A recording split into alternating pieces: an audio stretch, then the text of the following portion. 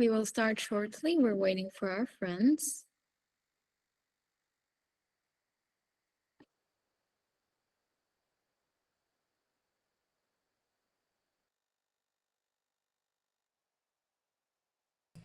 Hi, Mariam. How are you? I'm fine. Look you. I'm doing well. Um, are you hearing me clearly or is it...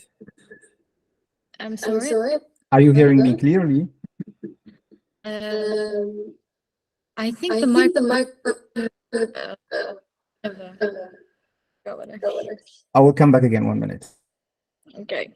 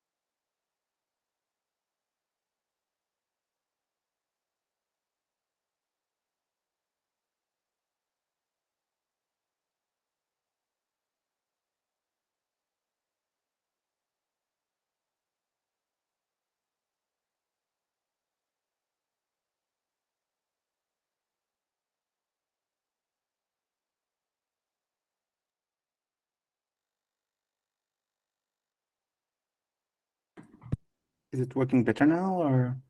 Yes, it's better. Okay.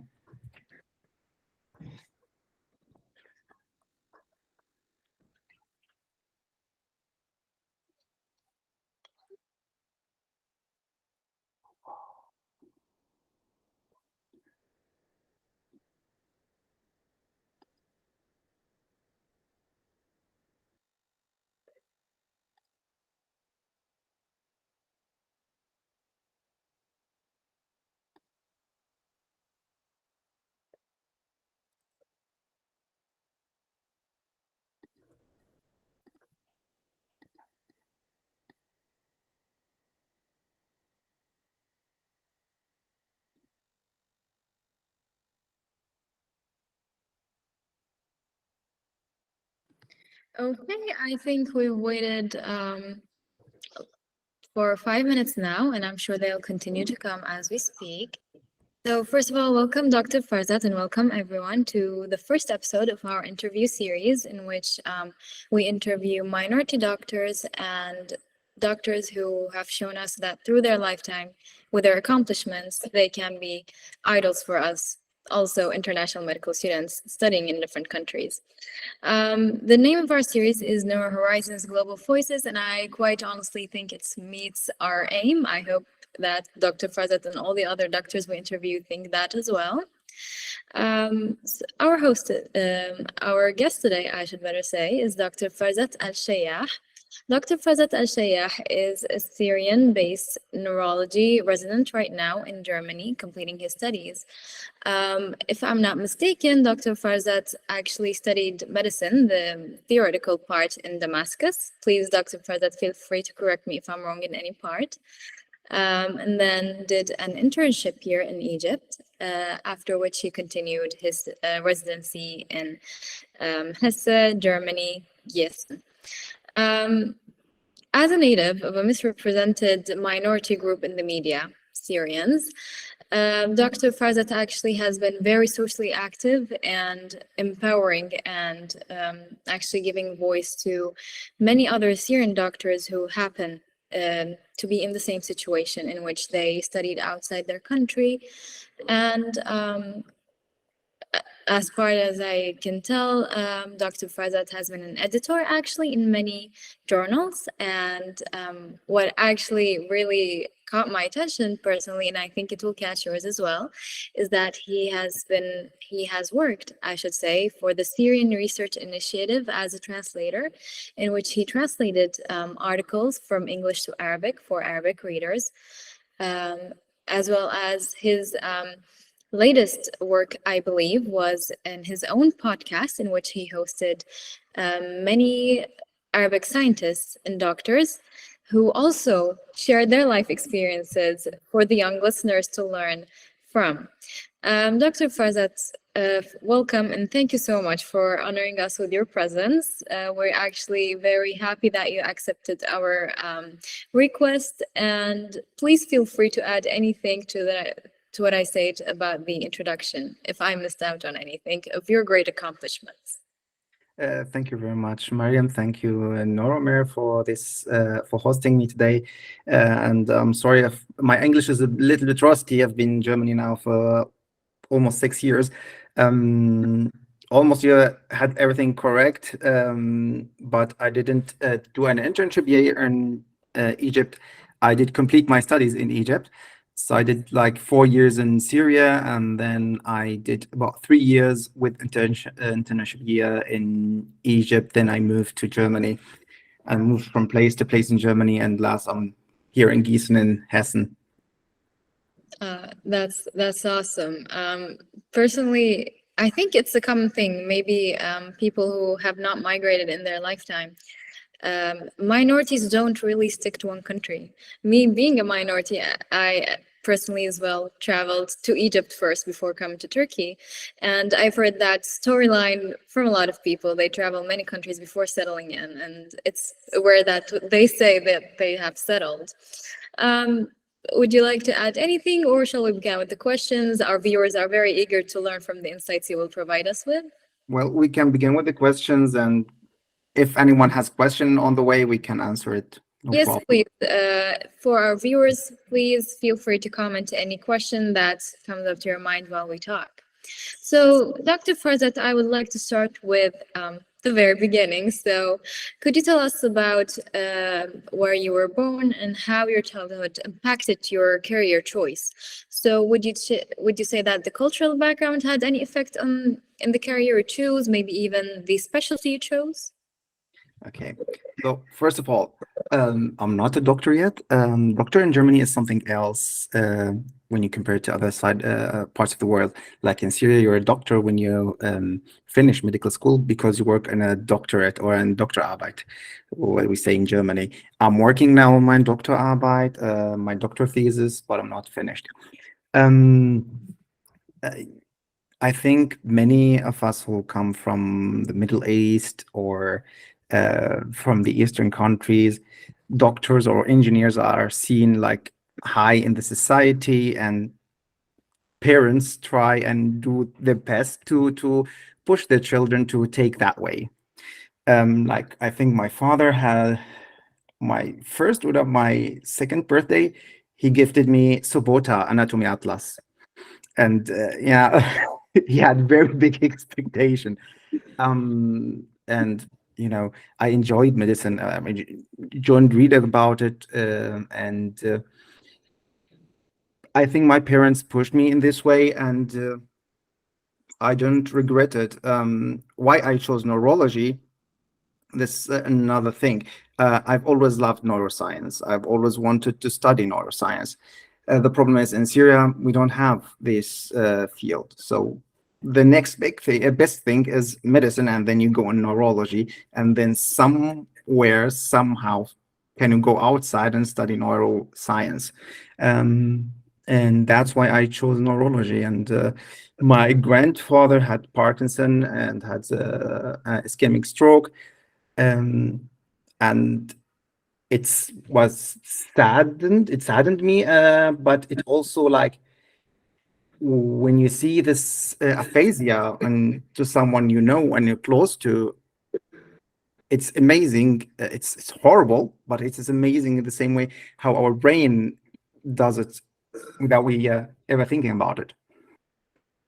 I would also concur with that point on that. I feel like people who choose medicine in general don't, the way you chose the word amazing instead of horrible as the first word choice, it's actually at our subconscious as medical students. The curiosity kind of beats the natural emotional status for us. It's like, wow, our bodies can go that way as well before we feel maybe. Of course, we feel the horror of it. Of course, we feel the depth and the sadness of it. But medical students do tend to kind of lie more on the curiosity side of it. And you were born in Damascus, correct me if I'm wrong? I was a minority from the beginning. Say I was born in Tripoli in Libya. Oh, okay.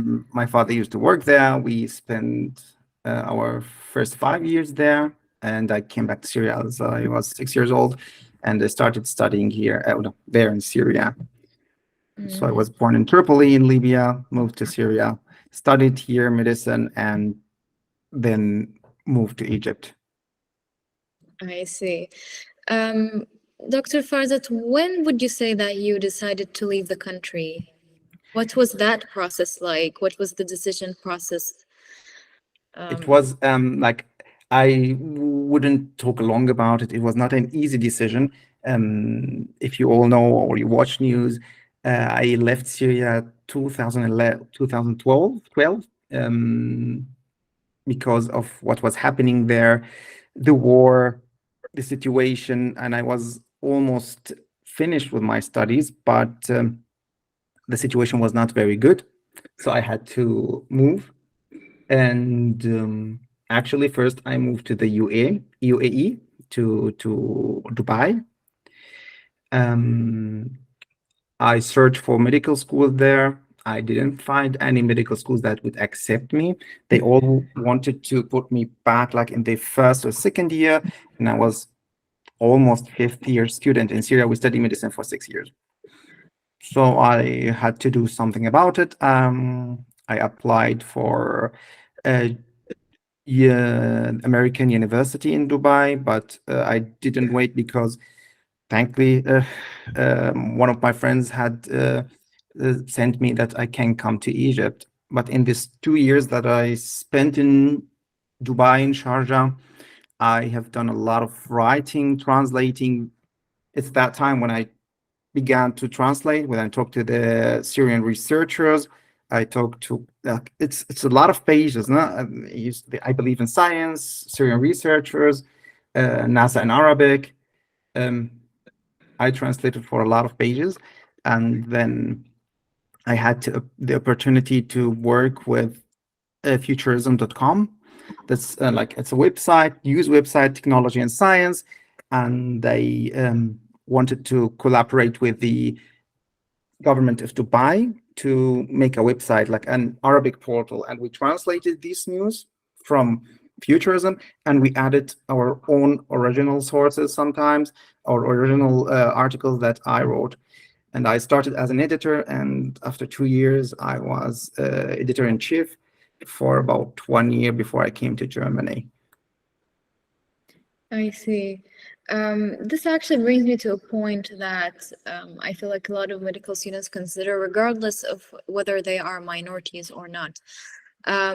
the process from going to medical school and finishing it into residency, a lot of people, for example, I would say in the US, it's very common for people to take a gap year, multiple years actually, before they begin their residency for research. And in Turkey, in the country I reside in, and I believe our viewers are mainly in Turkey right now, it's not so common to take a gap year. Um, what's your take on that part, Dr. Farzat? I mean, I can clearly see that though you didn't intentionally take a gap year, it's added a lot to who you are today. I'm sure it's strengthened a lot of skills, whether it be translation and communication, which are all very necessary to the future doctors. What's your take on that? Exactly. Well, it's if I had the chance again, and I would redo it differently.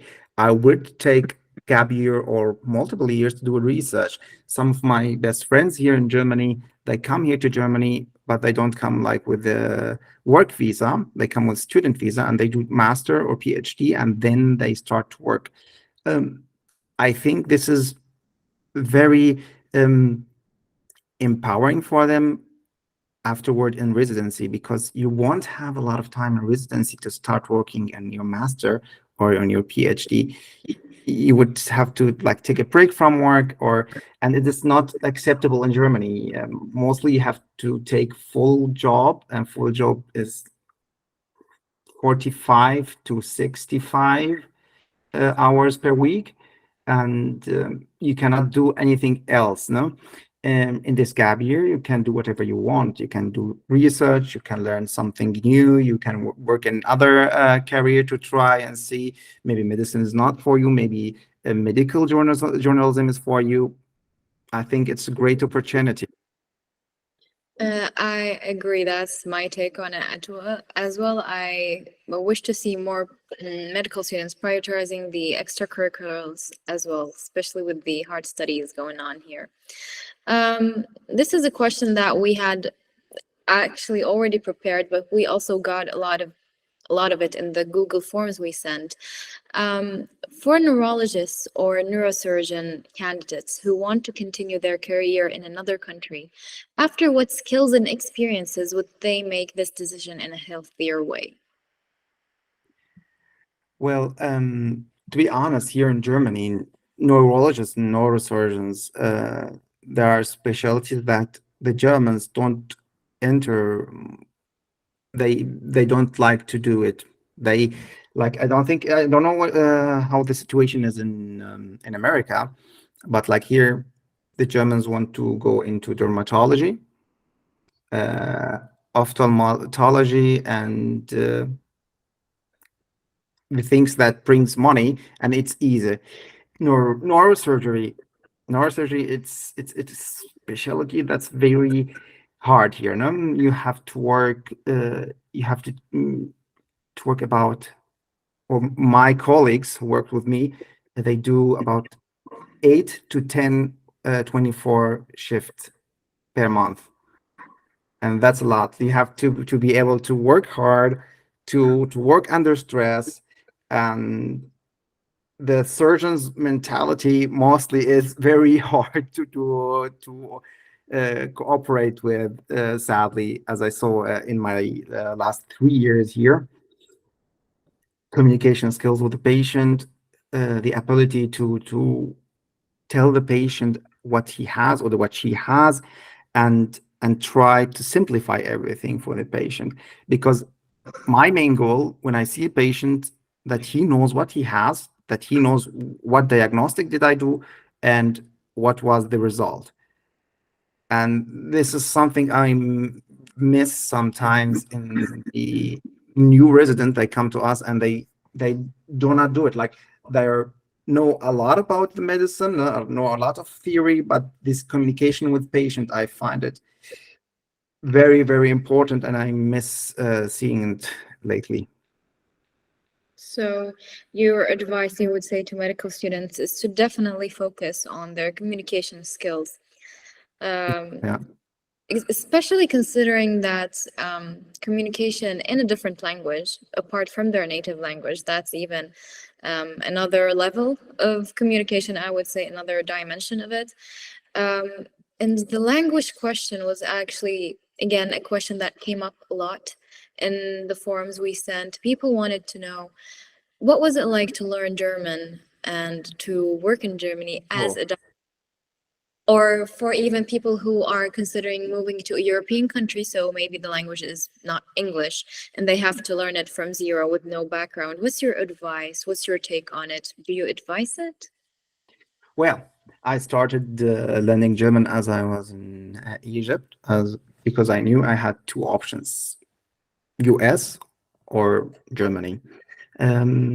US was bad because Mr. Trump was president.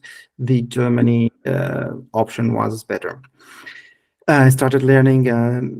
You have to be at a certain level when you come to the country. You have to be, when you want to work, you have to be at B2 level, this European scale for languages. No, it wasn't easy. It's still not easy. No? I speak German every day.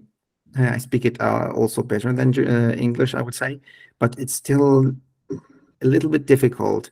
The way you think is very different from the way that German think. Like, uh, one example, German put the verb at the end of the sentence. So you have to wait the whole sentence to know if the patient has something or doesn't have something, because the negative or the positive result is at the end. I studied here. I completed my language studies here.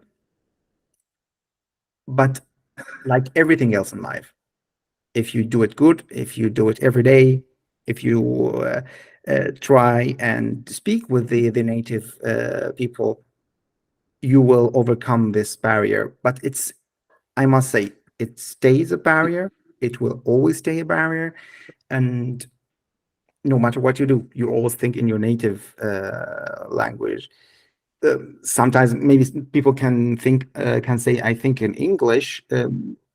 English is another language. We're in the Middle East, we learn English from we are like 5 or 6 years old. So it's easier. In German, you have the three vowels.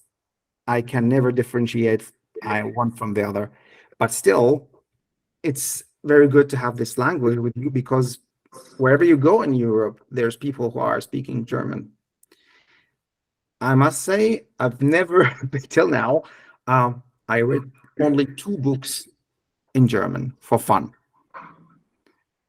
I read about 15 or 20 neurology books, but for fun, I read only 2 books because I got it as a gift.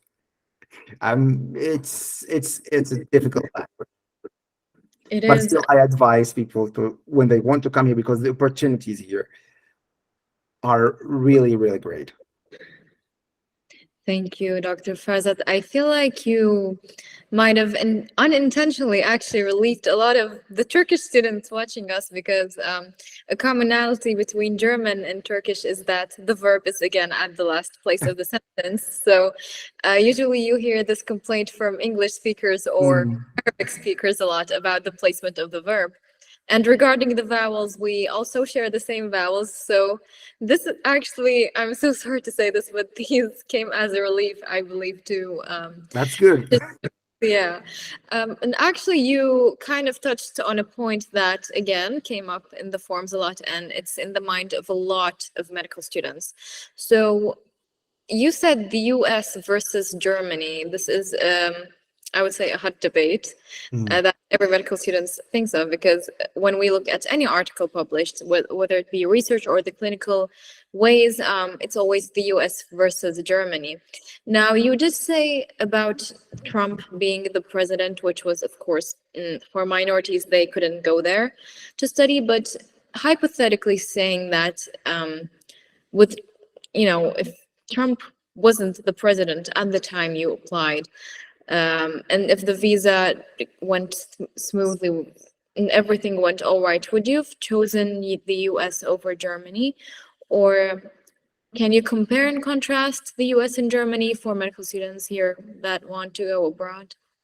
well, you have to take always in comparison that when you want to go to the US, you have to do the step 1, step 2, and then do step 2 clinical knowledge and clinical skills there, and then step 3. You don't have these problems here. You can come to Germany. You only have to have the visa, speak the language, and then you come here, and you have to do some exams. But to be honest, they're not as difficult as the step 1 and step 2. I studied for the step 1 and step 2. I didn't apply for them, and I studied for the Approbation, the German equivalent of this test. They're very, very different. Like, you can study for the German test when you speak the language, 1 or 2 months, and you're finished. With step 1, step 2, you need about 2 years of studying, and mostly, I would say.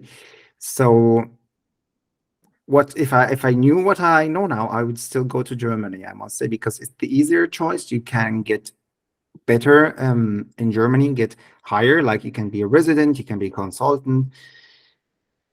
The problem is, if you want to do some certain fellowship that's not here in Germany, then you have to take the steps, although you're a consultant, before taking that fellowship in the US, because you cannot work with patient if you don't have the steps, because you're not allowed to work with patient.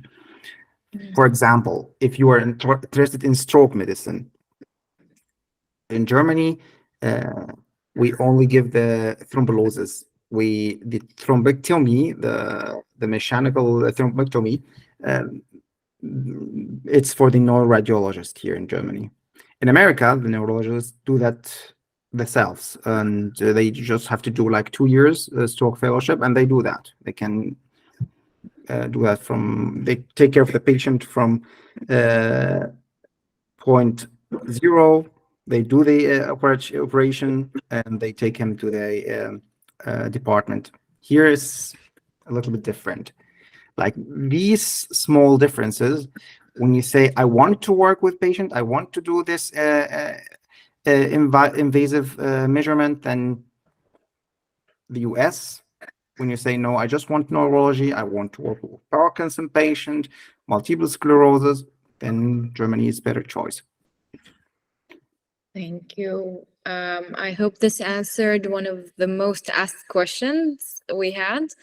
And this brings me to a new point here. A lot of people travel to a foreign country for studying with a lot of prejudices and expectations. Naturally, it's our human nature.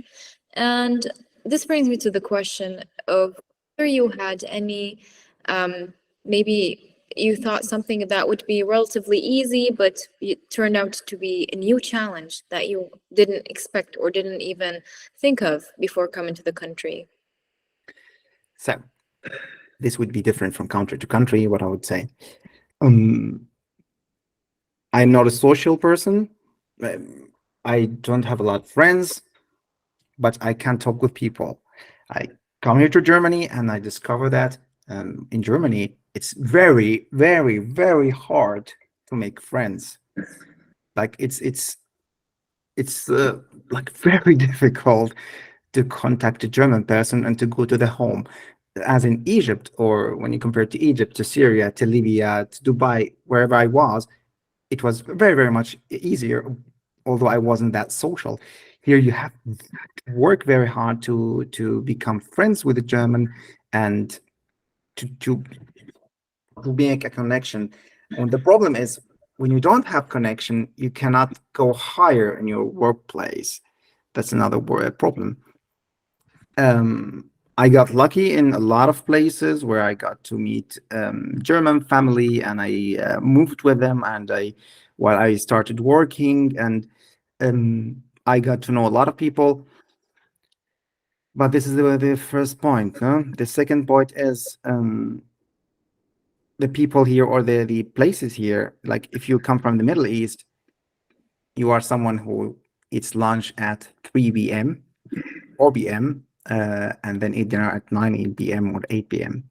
Here in Germany, they eat lunch at 12 p.m. and they eat dinner at like 5 p.m. So they eat while they work. and I've never been able to eat while I work because I ate always like at 5 p.m. And when you don't adjust your lifestyle to those lifestyle, you always have these little problems. You might not look at it as a problem, but when you do it for 5 years, it's a huge difference between you and the other people. Yeah, so it's exactly here. The German people are very hard to get to know, I must say. This is one of the barriers that I've never thought about, no? Because you speak the language, but still you cannot understand the street language. Still you cannot understand their idioms or what they mean by that. Um, and I must say, like, I've been here since 2017. I have about 5 or 6 German friends, no? I have a lot of colleagues, but friends, very little. And Dr. Farzat, is this situation connected to you being from a different ethnical background, or is it just the social life of Germans in general, even among themselves? I would say mostly it's the social life of Germans. Like they're very hardworking people. They work very hard and they party hard at the weekend. But at like you cannot go out with someone on a work day. That's it's very very rare or difficult. So Mm, I don't think that because I come from a Middle Eastern country or something. I see. That actually is one of the stereotypes that we hear a lot about Germany and European countries in general, actually, about them being not so warm, especially if you come from a Middle Eastern background. You're used to make connections fast and friendships fast. So this might be actually a disappointment point for a lot of people going there, and they have the expectations of rapidly making any new connections. I would love actually to ask the opposite of this question, and it's whether maybe working in a different country gave you a certain advantage that you didn't expect, or a certain, I would say, a prize, maybe something you didn't think that would impact your life positively, but it did. Well, if you worked somewhere else in Germany and then come here to Germany, you could notice the difference. Like when you work in Egypt, you don't have 24-hour shift. You have 36-hour shift. And when you come here, like the work is easier because you work not that much of time that you work in Egypt. I found it first very easy. And then when you have patients from other culture, you get to connect to them faster as the German doctor, I must say, no? Because they come from the Middle East. I had a lot of patients that came from Iran, from Turkey, from Syria, Lebanon. And because of this cultural proximity, I could work with the patient faster and I could understand what they mean because we must also admit it. There is also this indirect racism um, among doctor and patients, and because I come from different culture, I didn't have that. Mhm. So, actually, you touched upon the next point that I wanted to talk about, and it's racism, because generally, again, there is a certain list, established list in everyone's mind on why not go and complete your studies in foreign countries or move your studies there. And one being the language, two being the racism that you might get subjected to. And what's your take on racism?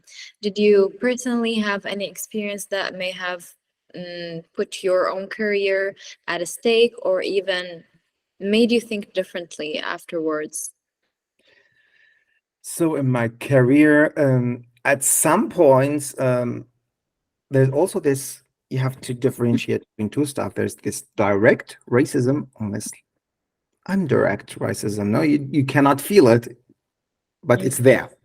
Um, Direct racism in workplace, I've never had an encounter with that. I must say I was lucky. Um, but you would also say like the Germans or the my colleagues who come from the same country, who speak the language, they get better chances, like in the academic world, in working with students. They always prefer to give that job to a German resident, not to a non-German resident. It's an extra work, but sometimes you say, I would love to do it. Like, I'd love to add that to my CV. But sometimes it's like sadly there, no? And sometimes I think about it from the other way around. Um, if that happened in Syria, mostly we would like to give the native people that better chance to do those stuff. So I'm not really mad about it, but it's sometimes it makes me sad, I must say, but it's life. It's life. You see it as the natural course, actually, in any country, especially when you empathize with them. You see that you would do maybe the same thing, not so strictly maybe as you feel it, but it is more natural if you are not native in the country to get excluded sometimes. And it doesn't have to be racism, I would say. I feel like it's more um, of a trust, of an certain trust that's inbred in the fact that it's a native and it's someone I know to a certain extent, being a native myself. Would you attest on that point? Do you agree with me? I probably would say the same. Yes, it was it was always the problem that you will find in Germany that and well, to be so honest about it, a consultant who come from Turkey was like had a very big place in the hospital before he got out, and he has his own praxis now. He said to me, whatever you do, whatever how long you work in Germany, you will always be a foreigner. Still, you can achieve great things. There are great people who come from other culture, they achieve great things, but you will always be a foreigner, sadly. Mhm. And this judgment will not come to you from your colleagues only, but also from the nurses, from the people who work on the hospital, not mostly the doctors, the other people, because the problem, you look different, and sometimes that brings problems. I get it. Then I would personally add on this is that consider whether you, for our viewers, if you are planning to do your residency abroad. Personally, I am, and I'm sure a lot of you are. Consider these points carefully. If you are able to accept them, I would say swallow them, then you are good to go, I would say, because personally, my take on it is that I don't see this as a higher disadvantage than the advantage that the country offers me. This actually brings me to a very related topic, and you actually touched on it a little, and it's the work. So, does being a minority doctor means that you're under a lot of stress to constantly prove your position, to prove that you are worth of the status that you hold in the hospital? At first, I always thought about that. I had that mentality that I'm a foreigner. I must show them that I can work well, that I can endure working under stress, that I can do the same as the German, that I will write everything as correctly as the Germans do. Because believe me, the article in German, it's a problem. I think it's the same in German in Turkey. Mm, Um, but somehow when you get along, when you get your experience, when you get to know people here, when they know your work, then it becomes easier for you because they know you. Like when you do a shift, when you 24-hour shift, sometimes I don't call the consultant because I don't need him. I can do everything on my own. Because when you're in your 24-hour shift, you have to call the consultant and ask him, what should I do? Should I do this? Should I do that? But after a while, you get experience, you get confidence, and then you do what you do as best as you can do it. And as I said before, it's something that we will endure at first because you will be afraid, you don't have experience, you're in a new country, it's a load of work, it's a lot of work.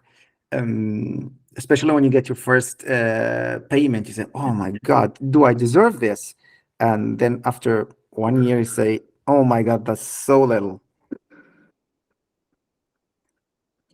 Wow, that's a new perspective that Mm. we all needed to hear actually. Especially now we have, just like I said in the beginning, we have a lot of viewers that have already experienced that in their university, being a young student, but we have students who have never left their country and are planning to do so in their residency. This is actually a perfect wording of the situation that they might face or the feelings they might go through. Um, Dear viewers, we are actually approaching the final questions, so I highly encourage everyone to start writing out their questions in the comments. I will continue with my questions. So, can we speak about racism or discrimination in the treatment, even in the patient's domain in Germany? For example, would a minority patient get a different treatment? It's different from department to department. Mm. Like in the stroke unit, where I work most of the time, there's no difference if the patient is an Arabic patient or Turkey or Turkish or German. It's the same because they have the ischemic stroke. They come to us. We try to treat as good as possible. They go. But in the normal department, I must say, sometimes you could see this indirect racism, that patients that come from other culture will be defined as people with probably psychiatric disorders and not neurologic disorders. Like, yes, he has headaches, but this is because of stress, this is because of something else, because of depression, which might be true, I must say, because I work with German patient and other patient, and I must say you notice the difference, and you notice how the doctors work with the patient. Sometimes I see it, but it's not that often. And I must say I've seen always. I worked like about 18 months in the psychiatry ward, and I worked in international department. Like, we have patient, they have trauma, they have depression, and they are mostly they have PTSD. Mostly they come from places where there was war. Um, and there, I have never faced racism or faced intolerance, I must say. The people there, although they're Germans, all of them, they were very kind and very understanding, and they do their best. So it differs from place to place, I must say. But Mm-hmm. it's to be expected most of the time, sadly. This is actually very interesting. The other day, I was reading a German article along with my friend. It was actually written by a minority doctor living in Germany about how headaches and migraines are more common in minority patients due to PTSD from their traumatic experiences. So this is actually a very interesting coincidence to talk Mm. about.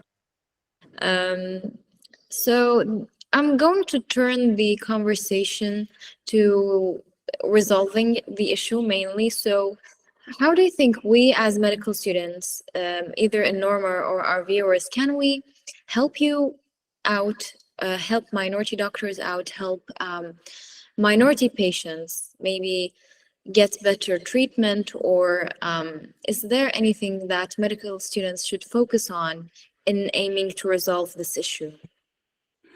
Um, it's very hard to give an answer for this question because as we are here, we don't have so much power to do or change anything. I must say, when someone wants to come here, they must always remember they are a guest in this country. Try to stay humble. but also try to acknowledge their heritage, their cultural heritage, never forget where they're from, and always be respectful to patient, because the patient wouldn't come to us if they couldn't. Nobody wants to go to the hospital if they can. It's That's a very sad mistake that some of the doctors make. Um, Learn the language, try to speak the language as good as possible, because it's the best way to understand the German, the best way to be able to talk back to them and to tell them what you think and why you think that. And that's mostly what I would like to say. This is actually a very good answer. I realized that as I was typing out this question that it would be very hard to answer Mm. indeed. Um, I would love for everyone who doesn't have the experience of learning a foreign language, or maybe more than one language, is to go beyond the language itself. The language structure actually tells a lot about the personality stereotypes that the people have who speak it.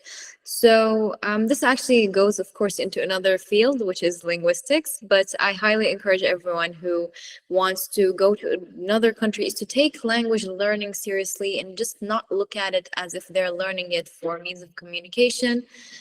Language just has the culture, the personality of the people who speak it. Um, Now, moving on to more scientific questions, actually. Did you happen to notice, Dr. Farzat, whether there are more neurological diseases that are prevalent among minorities more than natives in your country, or maybe a certain neurological disease that's prevalent more among Arabs, among a certain ethnical group? Um, Well, I must say, I've encountered, as you said, headaches and migraines, mostly in people from our culture, from the Middle East. But not mostly, I can say that like multiple sclerosis is a disease that affects mostly white people. It's very rare to see a patient that has multiple sclerosis that come from other culture. But like as I said, in 5 years, I have only had about two patients with MS. One is from the Turkey, and one is from Syria. But other than that, they were mostly Germans, because as we learn it, no, this is white, female, 40, those kind of things, or 20 to 40. Um, but like some conditions that are for minorities, headaches mostly. On their mostly benign headaches. I've never seen something like something very uh, hard or difficult to treat till now. I see. Then this is a subject to look for, I would say, personally, Mm. area of interest of mine and my team. Can you share with us your academic highlights, maybe what you've been lately working on? What's your academic year, maybe I should say residency year, looks like? Would you love to share your studies with us? I would love to say that in Germany, it's a little bit different than other countries. In Germany, you don't have, like in Syria, in the residency, you have an exam every year. Like every year in the residency, you have at the end an exam before going to the next year. In Germany, you don't have this. You just to do the time and do the work, and you just move to another year. If you want to, you can do you can apply for a doctoral thesis or and try to work on it. I'm working on one right now, or I was working on it. Now I took a long a long pause. Um, I was working on mechanical thrombectomy in patients with. Oh, the problem is my English is now bad. Uh, like the patient that they already have a lot of problems that they cannot walk alone, and you still do this thrombectomy on them. If that something to consider or not? Like now in Germany, we do that for every patient. But when you want to take an account when like you have two patients, and this is a very hard decision now when you have two patients, one is like 85, one is 80. This has another problems, another sicknesses. This has not. You have to decide which one you can send to to be handled. Oh, my German is taking over my English. So mostly I'm working now on stroke medicine. I was also when you come here to Germany, you have if you want to work on studies, clinical studies, you have to do a course. It's an online course. It's 8 or 10 hours, and then you are approved from the German medical licensing to be a doctor that do the studies. In German, it's proof arts. I was proof arts for two studies. One study is find arterial fibrillation 2. We work on finding or we do long time ECG for patient who have a stroke, ischemic stroke, and look if they have arterial fibrillation or not. The other one is looking for amyloidosis genes in patient with neuromuscular sicknesses. So I'm not that active academically, sadly, but maybe in the next step when I'm finished with my residency.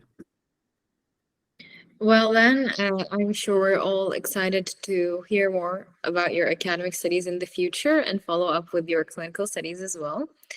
I have to say, Dr. Farzad, that your life, though you're at the beginning of your career, excuse my my student self saying that, it's already an inspiring story for a lot of students who are listening.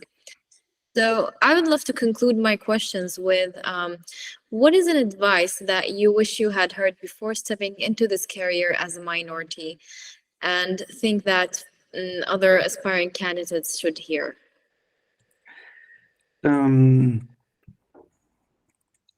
Take language very seriously and try always to have fun with the language, because I've never tried to have fun with the language. I've never watched movies in German, like a little bit, but I've always watched movies in English. So try to focus on the language. And when you work in university hospital, you have to work very hard to show your work. There's a big difference between working and showing your work. And my problem till now is I'm not someone who likes to talk about my work and what did I do and how much I treat, how many patients I treated. That's very important when you work in university hospitals. That's actually an unexpected answer. I didn't think of that. Maybe we all have, at least of the Germans, the impression that work a lot and work in silence, work or in an organized manner. But to show your work, that's definitely an answer that I personally didn't expect. These were my questions, Dr. Farzat, but we have a lot of questions in the chat. So we can start looking for them. Are there any questions for becoming academician and becoming a surgeon in neurology separately? What kind of route, including countries, would you recommend or comment on? So I think this is related to both becoming an academician and a clinician in both neurology and neurosurgery. What is the route, our friend is asking? Well, when you want to be neurosurgeon and academic, you can do both. But if you would try to take this road, you have to go, of course, to a university hospital, because the small hospital or the middle hospital, they cannot offer you this academic part that you're looking for. You have to look for a university hospital. It's very hard to enter. As I said, although the Germans don't like to go in that road. When you come and see our neurosurgery team, there are 5 Germans or 3 Germans from 20 or 30 doctors. The Germans are the minority in neurosurgery, so there's always a place. That's great to hear. Another question is again related to doing two specialties, as I understand, so neurology and psychiatry, mastering both of them. What's your take on that? A great influence of mine is Oliver Sacks. If anyone knows Oliver Sacks, he's a great British neurologist. He died like 2015. He was neurologist, but he worked on the connection between neurology and psychiatry. As a neurologist in Germany, you have to do 4 years in the neurology and 1 year in psychiatry. If you like to take the two titles, then you have to work only 3 years in the psychiatry. Then you are your resident. You what is Fahas in English? Then like you have the You're board. attending, you mean? You're attending for both. When you have to work like only about 8 years, and you can be attending for both if you would like that. And I find it very interesting and very helpful when you want to be when you work with outpatient. That would be the most helpful if you have both, and because like most of people that they have multiple sclerosis, they have depression, sometimes the people with epilepsy, they have sometimes personality disorders. And when you have the two when you study two neurology and psychiatry, you can help the patient more, I believe. And I'm interested in psychiatry. I'm thinking about doing it, but I will see what my chances are. That's a great answer. I hope that answers our friend's question. Moving on to the next question, it's related to Gießen. I don't know, excuse my pronunciation if it's wrong, but it's related to studying in the specific city you're studying, neurology in that city, and about research opportunities, clinical research opportunities in neuroscience. We had a lot of questions about people wanting to pursue neuroscience research in Germany, but not knowing where to start the process. Maybe you could interview one of my colleagues. I will talk to you after the interview. He is doing his PhD, and yeah. But about Gießen, there are master for cognitive sciences in Gießen. You can apply to it through the university, but if you want to be neurologist and do clinical studies as well, there are research opportunities, and we are starting on multiple projects now. So there are a lot of chances, but our focus in Gießen is always stroke medicine. If you'd like to do something else, like Parkinson and Parkinson-related sicknesses, it's better to go to Marburg. And the professor there, the director of the clinic there, is the chairman of the Deutsche Gesellschaft für Neurologie. That's the Association of German Neurologists, and he's in Marburg, and it's always also near, like 40 minutes away from Gießen. That's awesome. So we always should check for each subspecialty of neurology, actually, if we have a particular interest in an area, always check for which state is more active in that Exactly, field. like when you want to do neuromuscular medicine, neuromuscular research, we have a very good consultant. She's one of the best in Germany, but she doesn't do much. She does a little studies. She's working now on some projects, but when you want to do that subject, you should go to Halle. That's in the east of Germany. So you have always to work to look for what is your subject of work. I see. There was a question about the German health insurance system and whether it affects your Arbeitskonditions, so your work conditions. Uh, Till now, I didn't have any problem with the insurance system. I cannot, I don't have any problem till now with the insurance. I cannot answer it, sadly, because you like you have everyone who stays here has to have an insurance, and it's partly paid by your employer and partly paid by you.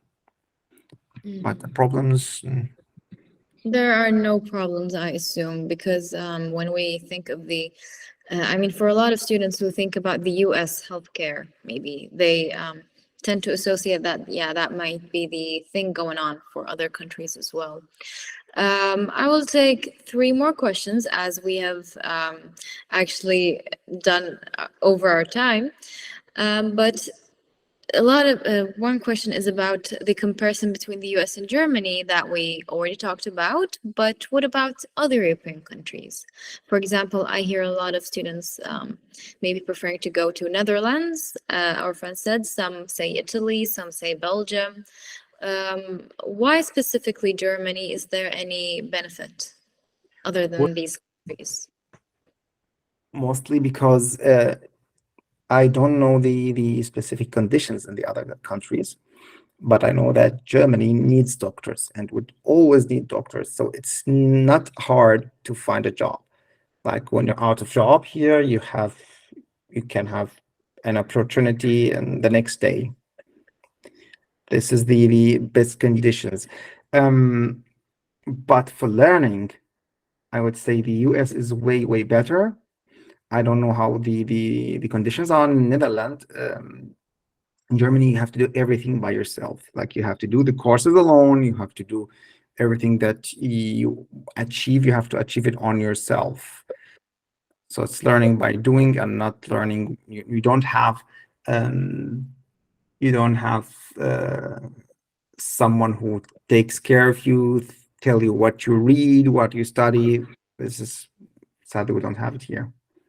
So there is more follow-up on the students in the US compared to Germany, is what I understood. Mm. Um, Dr. Farzat, we actually have a lot of questions, so I'm honestly going to ask you if you can maybe go through the questions that we didn't check, and if you could pick two questions that you regard as most important and relevant to our topic. Okay. Let's see. So, Elif asked again the doctor title. You get, do German students start their Doktorarbeit while they're the students here or after they graduated?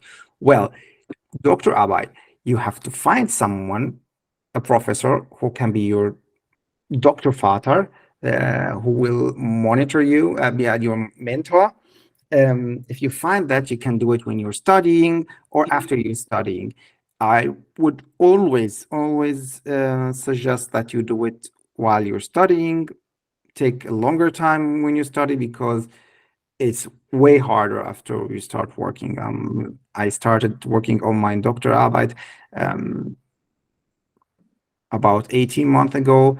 I finished the statistical part, but I have to write and I'm a little bit lazy about it. So there's the work, there's family, you have to compare all these things. And when you're a student, you don't have much responsibility.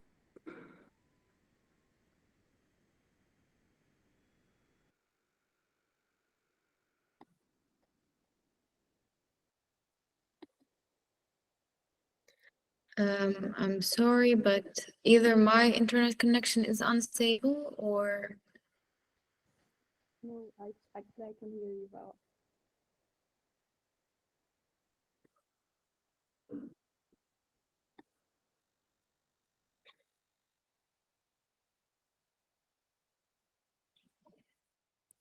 1 minute.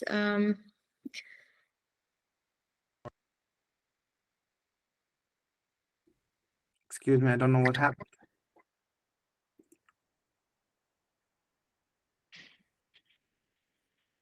Yes, okay, we're back. Sorry. Yeah. Where were we? Because I don't have any, the messages are not there Mhm. anymore. Dr. Farzad, I'm afraid we will have to we're about to run out of time, so we should probably conclude. And I'm so sorry to everyone who hasn't, and that we couldn't answer their question. Um, we will try our best. I'll personally try my best to find answers for your questions. Other than that, one last request, Dr. Farzat, is actually a stolen routine or ritual from your podcast, and it's whether you recommend a book for Oh, the story. I have to search for the book. 1 minute. Because I love this book, but I don't want to get the name wrong.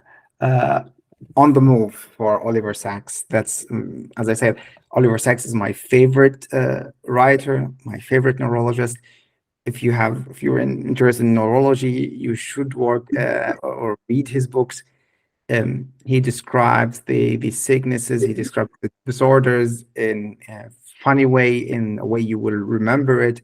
Um, he's one of the best authors that I've read for. That's And I really awesome. wanted to meet him. Sadly, he died 5 years ago, 7 years ago now. Yeah. That's sad. But thank you so much for your book recommendation and for this valuable 1 hour we spent together, informing a lot of people. I would say I personally thank you for the information. I'm sure our friends feel the same way too. I'm going to ask anyone who is available to open their cameras so that maybe we can take a picture so that it would be a memory. Thank you so much for your participation in our interview, dear viewers, and Dr. Faz. Thank you so much again for accepting our request. It has really been an awesome hour. Thank you very much for hosting me. Excuse my English again. Sorry, I didn't speak English for a long time now, and yes. No, don't worry, Dr. Fazat. It's all good. Cameras, everyone. Is anyone available? Thank you so much for participation, dear viewers. And we wait for you in the second episode of Neuro Horizons Global Voices. Thank you so much. Have a good evening, everyone.